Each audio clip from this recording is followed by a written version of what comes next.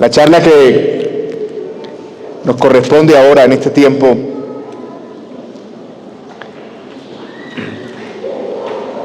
tiene que ver con la manera en que este concepto del reino que hemos visto ampliamente hasta aquí impulsa la misión y el trabajo de la iglesia. Y hemos tenido muy buena teología entre nosotros, pero vamos a hacer un gran esfuerzo hoy también para ver cómo esa teología es útil a la iglesia y especialmente a la iglesia en el cumplimiento de la misión y el llamado del Señor. Y yo voy a pedirles que vayan conmigo a Hechos capítulo 1, versículos 6 al 8.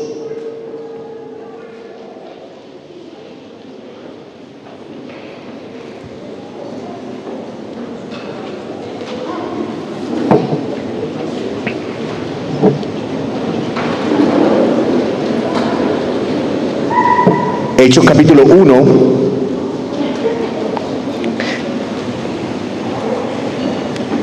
versículos del 6 al 8. Mis hermanos, esto es la palabra del Señor. Entonces los que estaban reunidos le preguntaban: Señor, ¿restaurarás en este tiempo el reino a Israel? Y Jesús les contestó: no les corresponde a ustedes saber los tiempos ni las épocas que el Padre ha fijado en su propia autoridad, pero lo que sí va a suceder es que recibirán poder cuando el Espíritu Santo venga sobre ustedes y serán mis testigos en Jerusalén, en toda Judea, en Samaria y hasta los confines de la tierra. Oremos. Señor, queremos pedir la asistencia una vez más de tu Espíritu Santo entre nosotros y que pueda conducir nuestros pensamientos no solo a entender correctamente el texto, sino a llenar nuestros corazones de la necesidad de que esta comprensión del reino nos impulse a la acción. Te damos gracias, Señor, por habernos hecho hoy sujetos de tanta bondad al hablarnos con tal claridad de la grandeza de tu reino. Y oramos, Señor, que hoy también eso sea un impulso para lo que has llamado a hacer a tu iglesia, predicar tu evangelio hasta los confines de la tierra. En Cristo Jesús oramos. Amén y amén. Creo, y en eso estamos de acuerdo, que hay una cosa al menos que ha quedado clara en esta jornada, y es: Dios en definitiva ha encontrado a bien manifestar su gloria a través de un reino en este mundo. Por alguna razón, Dios decidió que la forma en la que Él desplegaría su gloria al mundo sería a través de un reino. Y eso puede verse fácilmente a lo largo de todo el desarrollo de la Biblia, pero fijemos 3 momentos desde el Antiguo Testamento hasta Cristo para ver esta realidad. Cuando Dios crea a Adán y a Eva, Dios les da un mandato cultural, y ese mandato cultural era: ustedes van a multiplicarse, fructificar, llenar la tierra y sojuzgarla, o administrarla, dominarla. Y fíjense que en realidad la idea de Dios era simple. Él crea a Adán a imagen suya, a Eva como tomada de la imagen de Adán, de modo que cuando Adán y Eva, imagen e imagen de Dios, se unieran y tuvieran hijos, serían imágenes de Dios, y al multiplicarse la tierra sería llena de la gloria del Señor. Eso no tenía ningún complique. El propósito inicial de Dios establecer un lugar con un pueblo, con unos mandatos y unas ordenanzas, era que ellos pudieran en ese lugar ser un pueblo cada vez más grande, y que al multiplicarse su gloria también se multiplicara. En el caso de Adán y Eva, insisto, por el acto de la procreación. Nosotros sabemos que el pecado arruina eso, y llega Génesis 3, ese mandato se rompe, ellos son expulsados, pero el plan de Dios no se arruina. Tal vez la forma en la que estaba desarrollándose ahora iba a ser diferente, pero el plan de Dios seguía siendo el mismo. Como bien lo explicaba Alex hace un momento, él llama a Adán con el mismo mandato cultural. Ve a una tierra que yo te voy a multiplicar y la tierra va a ser llena de la simiente tuya. Nosotros vemos cómo eso se va desarrollando en el Antiguo Testamento y ya esa familia de Abraham se convierte en un pueblo que habita en una tierra, y él les da una ley y les dice: cuando todo el mundo vea a Israel, el mundo va a ver mi gloria, porque ustedes van a ser mi pueblo viviendo en una tierra bajo mis estatutos. Pero nosotros sabemos que el pecado otra vez quebranta eso. Israel se va a la idolatría, quebranta el pacto con el Señor, son deportados. El Señor los devuelve en los días de Nehemías, los reúne otra vez en un lugar, celebran un pacto, restauran el templo y el Señor les promete que la gloria postrera va a ser mayor que la primera. Lo cierto es que la gloria postrera de ese templo nunca fue mayor que la primera, al menos no en los días del Antiguo Testamento, porque Dios estaba refiriendo a una manifestación mucho mayor de esa gloria en un nuevo templo, en un nuevo lugar, en un nuevo pueblo que apuntaba, como lo hemos visto a lo largo de todas estas charlas, a la persona de nuestro Señor Jesucristo. Voy rápido porque ya ustedes tienen eso, mejor dicho, la agenda suya de hoy está llena de eso. Así que cuando Cristo aparece, Cristo es la manifestación de esa gloria. Él es el templo, el punto de encuentro de aquellos que creen, de ese pueblo que le está llamando, y Cristo mismo se convierte en la instrucción para ese pueblo. Ahora, la idea inicial de Adán y Eva, multiplicar la tierra y sojuzgarla, estaba aquí en Cristo intacta. A través de Cristo, el Señor iba a hacer que otros fueran creados a su imagen como el reflejo de Cristo y la tierra fuera llena de la imagen de Cristo, que al final era su propia imagen. Es decir, el plan intacto. Así que fíjense cómo a lo largo de la historia y el desarrollo del Antiguo Testamento y de la historia de la redención en general, el plan de Dios, el propósito de Dios ha sido usar el reino como una forma de desplegar su gloria. Lo que yo quiero probar hoy es que, como todos sabemos, Cristo muere y surge la pregunta: ¿y ahora cómo va a el reino reflejar la gloria de Dios? ¿De qué manera ahora esta promesa de desplegar el reino se va a cumplir? ¿Cómo se va a expresar el reino de ahora en adelante? Eso es un punto crucial en la historia. Los discípulos tenían esa pregunta: Señor, tú te vas, tú eres el rey de este reino, pero te vas ahora, vas a subir. ¿Y qué sigue? ¿Nos vas a dejar el reino restaurado? Es decir, ¿vas a dejar todo arreglado? ¿El fin va a comenzar aquí? Y esa es la pregunta que ellos les plantean aquí en Hechos capítulo 1, versículos del 6 al 8. Y mi tesis es esta. Mi tesis es que Dios hoy continúa extendiendo su reino a través de su iglesia, porque su iglesia continúa extendiendo su gloria. O dicho de otra manera, Dios continúa extendiendo su reino en la medida en que la iglesia extiende su gloria.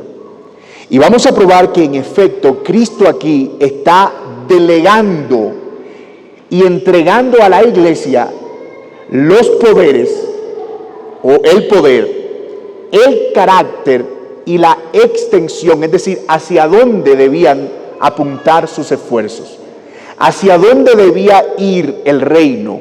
Él está dando en este texto las directrices de cuáles serían los próximos pasos, cuál iba a ser el papel de la iglesia en ese plan de llevar a cabo la extensión del reino por medio de la extensión de la gloria de Dios. Y vamos a ver que, a la luz de este texto, el Señor le da a la iglesia un poder que es el poder del Espíritu en primer lugar. Les da un carácter para esa misión que es la predicación del Evangelio, ser testigos de Cristo. Y vamos a ver que le da un alcance. El alcance de ese reino es Jerusalén, Judea, Samaria y hasta los confines de la tierra. Veamos entonces acerca de ese primer aspecto, el poder. No sin antes comprender un poco qué es lo que está pasando aquí alrededor de este texto. Como les dije, los discípulos tienen cierta incertidumbre. Jesús resucitó, está con ellos, todo es paz y amor, está hermoso todo, el Señor ha resucitado, lleno de gloria, pero ahora se va. Y ellos le preguntan: Señor, ¿cierto que vas a restaurar el reino a Israel? La pregunta tenía mucho sentido, porque ellos sabían que cuando el Mesías viniera, esa es la información que ellos tenían, el reino iba a ser restaurado. Señor, efectivamente tú eres el Mesías porque has resucitado. Ya vas a restaurar el reino. Y el Señor como que sí le responde, pero como que no. Es decir, el Señor sí le responde la pregunta, pero no en los términos en los que ellos lo esperaban. El Señor le dice que sí, que efectivamente sí habrá una restauración física de ese reino, pero que no iba a ser ahora. Y que a ellos no le correspondía saber cuándo. Lo que sí iba a ser, y de eso iban a estar a cargo ellos, es que iba a ocurrir una restauración espiritual de ese reino. Y esa restauración espiritual era volver a unir el reino dividido de Israel. Acuérdense, los días de Roboam el reino se divide, 10 tribus se van al norte y se llaman Samaria, y 2 tribus se quedan al sur y se llaman Judá y Jerusalén. Y lo que dice, esa restauración va a ser la constitución de un nuevo reino espiritual, no político, en el cual habrá una reconciliación entre judíos, samaritanos, pero no solo eso, se va a extender hasta los confines de la tierra. Si el Señor les está dando a ellos esa directriz, habrá una restauración, y es una restauración espiritual, pero para ellos ustedes van a necesitar primero un poder. Y por eso el versículo 8 dice: ustedes recibirán poder cuando el Espíritu Santo haya venido sobre ustedes y serán mis testigos. Desde el inicio de los tiempos, como lo dijimos, el propósito de Dios ha sido comunicar su gloria. Y uno se pregunta a estas alturas, ¿cómo podía un manojo de gente cobarde como los 12, que apenas 40 días atrás habían abandonado al Señor Jesucristo en la cruz, ser los encargados de nada más y nada menos que continuar la obra de expansión del reino de Cristo? ¿En realidad todo iba a depender de estos hombres? La respuesta es sí, pero ellos no iban a estar solos. Dios iba a equiparlos de un nuevo poder, y ese poder era un poder que no se había experimentado hasta ahora de manera plena: el poder del Espíritu Santo. Aunque el Espíritu Santo se había manifestado en el Antiguo Testamento y venía y iba sobre ciertas personas, no vivía o no habitaba, ni capacitaba, ni tenía tampoco una función permanente en el creyente. Y el Señor les dice: para que ustedes lleven a cabo esta misión de extender mi reino espiritual, ustedes van a necesitar un poder que esté por encima de su propia capacidad. Van a necesitar una fuerza superior a su propia motivación. Van a necesitar de algo que pueda ayudarles a hacer lo que ustedes no pueden hacer. En su misión de comunicar la majestuosa gloria de Dios, la iglesia requiere de un poder superior a cualquier poder terrenal. Y ese poder ya había sido anunciado anteriormente por el Señor Jesucristo, y también en el Antiguo Testamento por el profeta Joel. Ese Espíritu Santo vendría a morar en ellos y les daría poder. Es increíble cómo hoy el poder del Espíritu es asociado a cuanta cosa a la gente se le ocurre.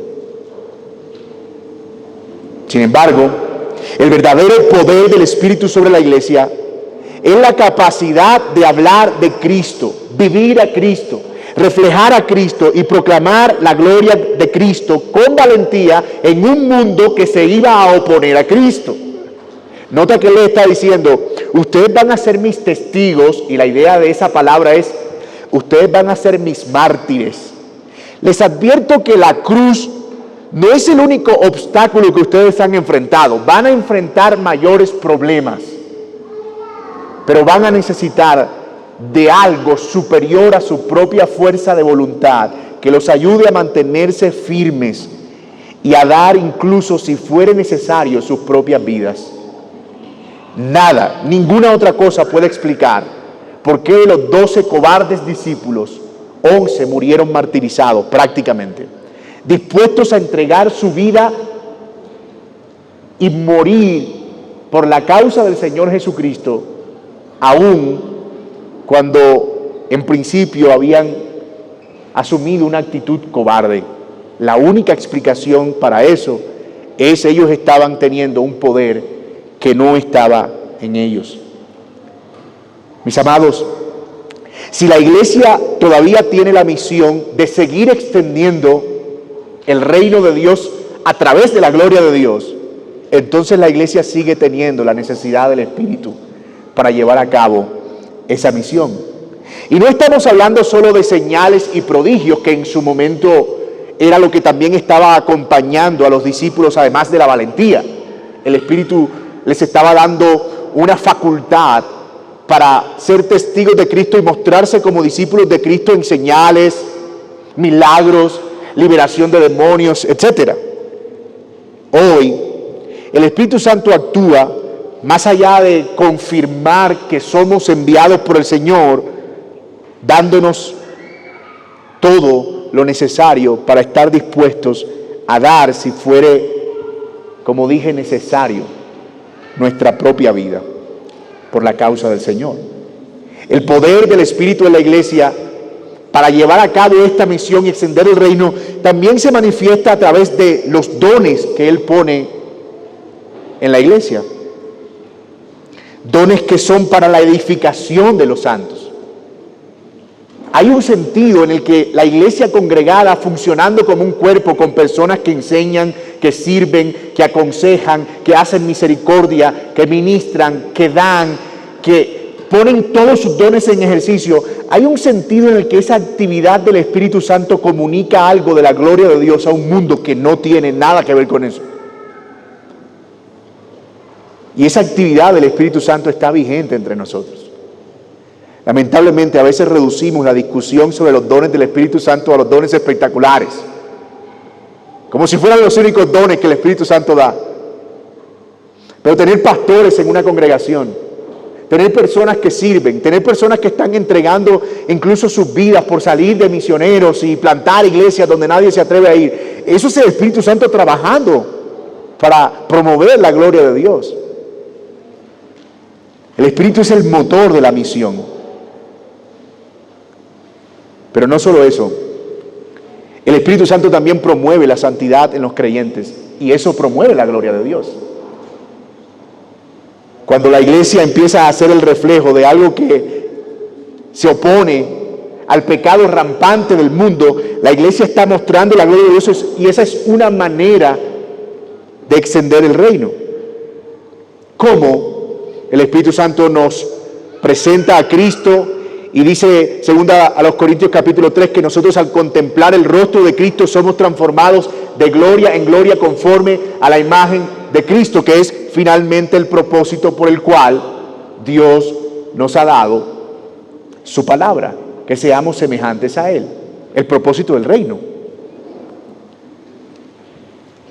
Yo me temo que los abusos a la doctrina del Espíritu Santo nos han llevado a ser completamente apáticos, a desear que su obra sea evidente en nosotros, a anhelar que el Espíritu Santo esté presente en nosotros, impulsando las misiones, impulsando la plantación de más iglesias, impulsando el evangelismo, impulsando el discipulado, impulsando la santidad, impulsando la vida de comunión.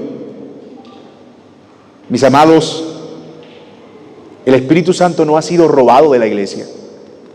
Somos nosotros quienes se han escondido de Él, o quizá quienes han pensado que podemos prescindir de Él, que tal vez nuestras estrategias y nuestros planes pueden suplir lo que solo el Espíritu puede hacer para que la misión sea eficaz. Pero siempre hay tiempo para arrepentirnos, y por eso creo que era importante que nosotros viéramos esta idea de cómo la Trinidad se involucra en el reino. Porque no estamos hablando solamente de algo asociado a la obra del Padre, o tal vez expresado por la obra redentora del Hijo, sino lo que es llevado a cabo, que es ejecutado por el poder del Espíritu Santo. Si de verdad queremos ser una iglesia que vive la misión de Dios, necesitamos ser una iglesia que desea ver el poder del Espíritu obrar permanentemente.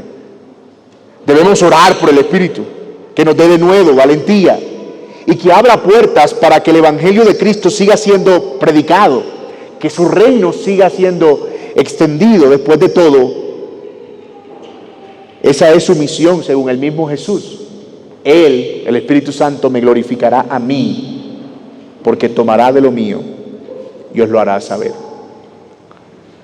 Oh, pero el Espíritu Santo no nos va a impulsar a cualquier cosa.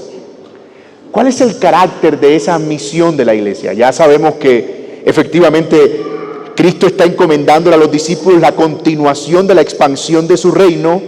Les está diciendo: ustedes necesitan un poder para eso y lo tendrán, es el poder del Espíritu. Pero ¿qué es lo que van a expandir? Sí, ya sabemos que el reino, yo sé que ustedes tienen reino hasta aquí, pero de acuerdo con este texto, ¿qué del reino es lo que ellos debían dar a conocer? Nuestro texto dice, y ese es nuestro segundo punto: ustedes recibirán poder cuando venga el Espíritu Santo sobre ustedes y serán mis testigos. Esa palabra es clave, mis testigos. Aunque ya hemos mencionado que en el diseño del plan de Dios para su pueblo, la misión de la iglesia es anunciar la gloria de Dios por medio de Cristo, conviene que nos hagamos esa pregunta: ¿cómo se ve eso específicamente? Y de acuerdo con este pasaje, es siendo testigos de Cristo. La misión de Jesús fue expresar de manera clara que nosotros debíamos hacer discípulos, Mateo 28, 19, y bautizarlos en el nombre del Padre y del Hijo y del Espíritu Santo. Y eso es algo que va a costar, eso es algo que va a requerir valentía, eso es algo que no pudiéramos hacer, como ya lo vimos, sin el Espíritu. La misión de la iglesia no es otra entonces que la proclamación del Evangelio, de la gracia de Dios, de cómo el Señor perdona a pecadores y los convierte en siervos fieles. Porque si finalmente el reino consiste en extender los dominios de Dios a través de hacer personas semejantes a Cristo, ¿cómo hacemos a personas semejantes a Cristo sino a través de la predicación del Evangelio de Jesucristo? La iglesia que no entiende el carácter de su misión pronto caerá en cosas que, aunque no son malas en sí mismas, no son el propósito central de su misión. En los años 60, un cura colombiano, él se llamaba Camilo Torres y fundó un movimiento insurgente llamado el ELN, abrazó por allá por Brasil y con alguna influencia cubana una filosofía social y económica en la que, de acuerdo con la palabra de Dios, según esa filosofía, el ideal era que las comunidades cristianas se convirtieran en comunidades socialistas que compartieran todos sus bienes equitativamente, en una pésima interpretación de Hechos 2, 39 al 42. De acuerdo con esa idea, la misión de Jesús era lograr la igualdad económica y social en el mundo, y que los creyentes debían, incluso si era necesario, tomar las armas para implantar ese pensamiento. A eso se le conoció como teología de la liberación. Y básicamente se trataba de que el conocimiento del Evangelio debía llevar a las personas a ser capaces de ser libres de la pobreza y la opresión y libres de la desigualdad.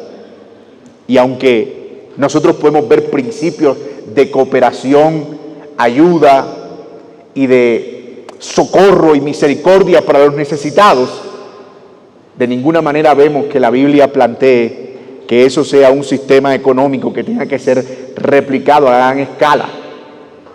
Y mucho menos que los gobiernos tengan el derecho de reclamar los bienes de otros para ponerlos a disposición de los demás. Lo que dice la Biblia claramente es que la gente, de manera voluntaria, ponía sus bienes y sus propiedades al servicio de los demás para que fueran repartidas conforme a sus necesidades, pero en un impulso de amor motivado por el Evangelio, no en un deseo de encontrar un equilibrio social en el mundo.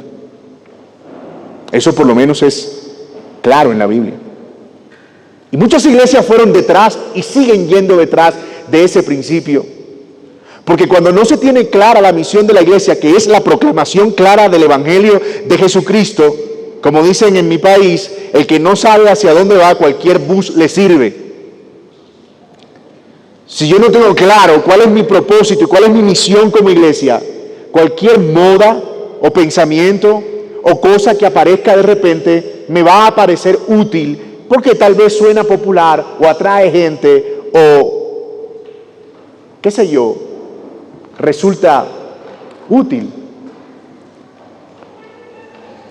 La misión de la iglesia no es, en primera instancia, noten que digo, la transformación ni social ni política, aunque ciertamente pudiera haber buenos creyentes que soporten el ímpetu de esas aguas. La misión de la iglesia va más allá de nosotros y se trata del plan de Dios en un mundo que lo aborrece. Proclamar a Cristo en un mundo que no quiere oír a Cristo.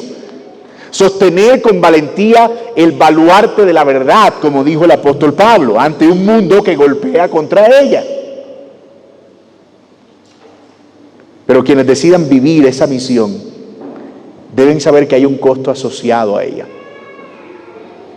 que va a representar vituperios, persecuciones, dolores. Pero no hay nada más que un hombre salvado quiera hacer que aquello que sea agradable a su Salvador. Y es de eso de lo que se trata la misión. Yo quiero hacer aquello que es digno de mi Salvador.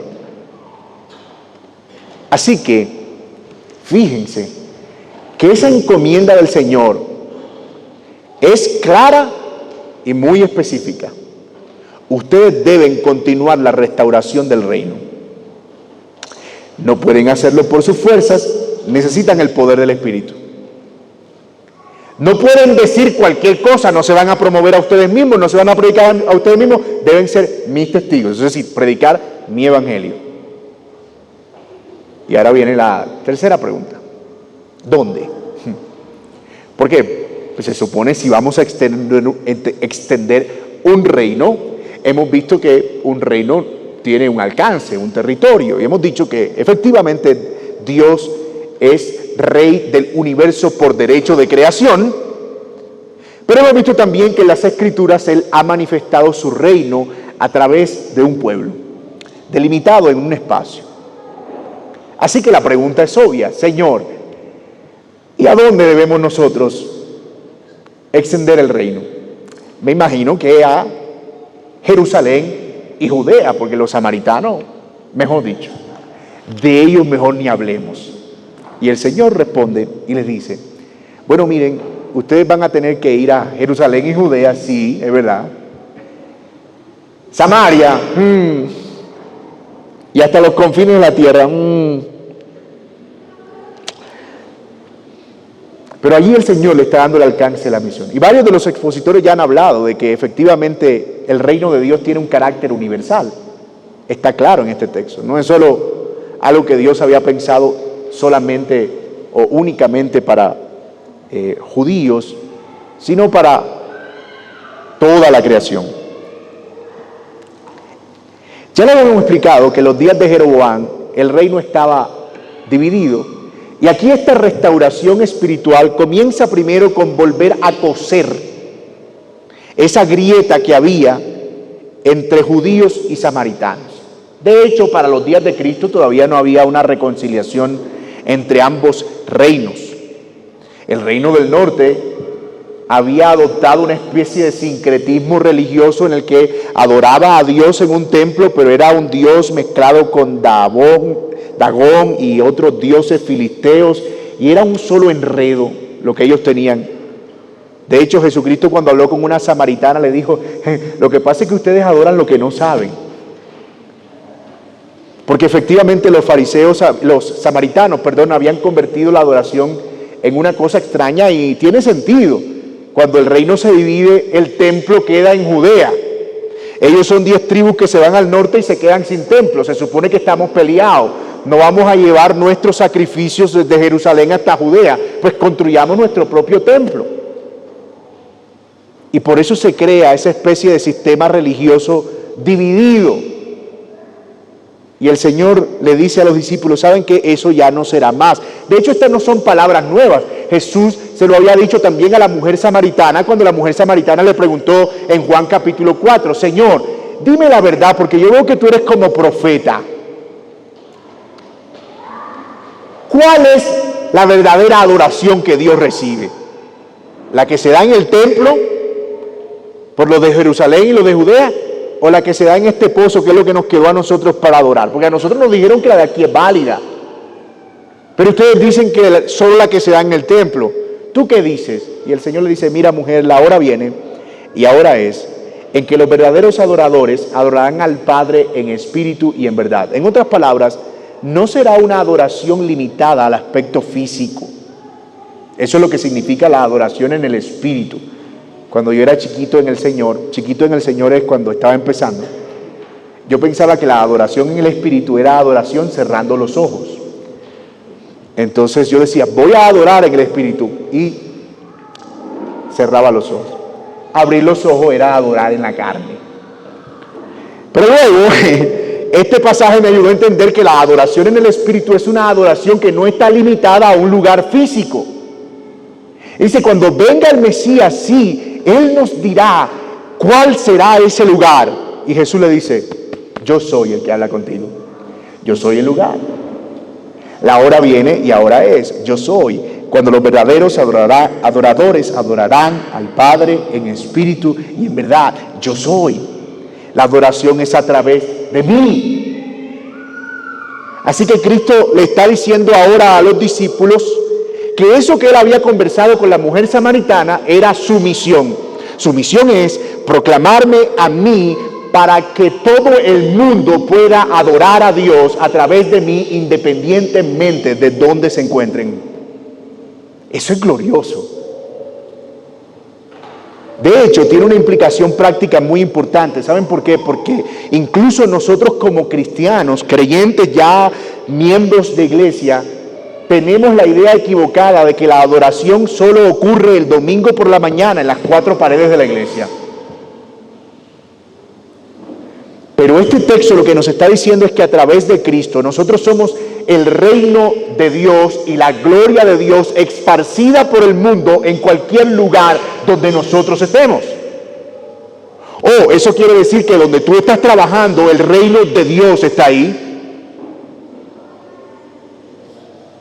Que en tu casa, cuando no es día de congregarse, pero estás allí con tu familia no creyente, compartiendo y tratando de mostrar a Cristo, el reino de Dios está ahí. Y fíjate cómo eso debería impulsarnos también hasta cambiar nuestras oraciones.